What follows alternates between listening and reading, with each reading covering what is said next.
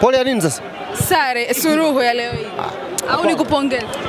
Sisi tunamshukuru Mwenyezi Mungu. Tumepata alama moja kwa maana ya mchezo wetu wa kwanza wa ugenini, tumepata alama moja. Ni jambo la kumshukuru Mwenyezi Mungu na tunaondoka hapa tukiwa tunaamini kuna michezo 28 imebakia.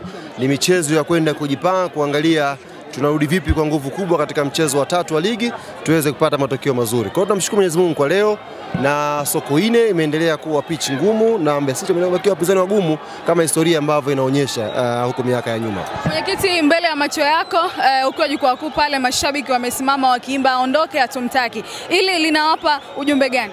Tumewasikia mashabiki wakiwa wanaimba hizo nyimbo, tumewasikia mashabiki wakiwa wanapiga hizo kelele, lakini uongozi wa Young Africans bado upo kwenye mchakato wake wa tathmini.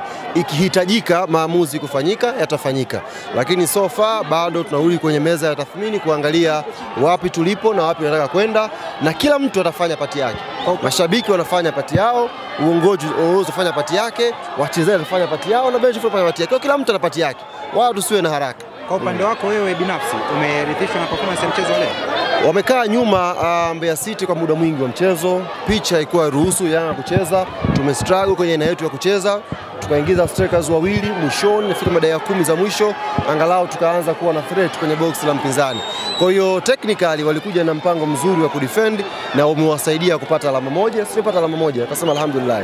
Ali wakati timu ikiwa inapata matokeo bado kuna wachambuzi na watu walikuwa wanazungumza kuhusiana na kocha. Leo badala hao wapiga ramli, achana nao. Wanaweza kuwayumbisha kuna hao wapiga ramli, achana nao. Sisi hata miaka ya nyuma tulianza ligi tukafungwa Mbarali na IF. Kwa issue sio nyakati. Issue ni timu ilivyokuwa sasa hivi na matokeo tulikuwa atakuja tu. Yaani Yanga isingeweza kwenda isitoke sare wala isifungwe. Tulikuwa tunajua tu kuna siku itakuja mechi itapata sare, kuna mechi itakuja Yanga itafungwa. Hiyo ndio football. Mwaka tunaofungwa na IF ilikuwa ni mechi ya ngapi? Ilikuwa ni mechi ya 3 au ya 4, ilikuwa mapema vile vile. Kwa hiyo ni football, wala isionekane kwamba kuna mtu alipiga ramli ndio kapatia. Ndio football iko hivyo. Tulikuwa tunajua kuna siku Yanga itaangusha alama na hiyo siku imefika leo hapa Sokoine kwenye mchezo wa pili, na tunasema alhamdulillah kama kuna sehemu za kuimprove, mkipata mapema picha hiyo mnarudi kwenye meza ya tathmini, mnakwenda kuimprove. Kwa matokeo yao labda mashabiki wa Young Africans wanaweza kuingiwa na pressure. Kama afisa habari wanaweza kuambia nini mashabiki wa Hakuna haja ya kuwa na pressure. Ni mechi ya pili ya ligi, bado michezo 28 ya ligi ya kuchezwa. Bado kuna mechi nyingi mno zimebakia. Hii ni mechi ya pili leo na tuna pointi 4, hatujafungwa. Tumeangusha tu alama 2, tumepata alama 1. Kwa hiyo tuna room ya kuimprove kwenye michezo ijayo. Kwa hiyo tuwe watulivu, tuendelee kupanga mikakati yetu na inshallah tutazidi kuwa bora. Hali mchezo unaofuata ni mnaingia kwenye break ya FIFA, alafu tunakwenda kimataifa. Tunakwenda Malawi, Lilongo dhidi ya Silver Strikers. Muda mchache sana wa kujiandaa kutokana na hichi kinachoendelea. Kipi kinaendelea? Wewe umeona kama una majibu yako. Nini kinaendelea? Huyu vipi huyu? Kwa sababu umesema timu inaendelea kuhitaji muda, lakini huo muda tukiangalia kiuhalisia ni kama bado haupo.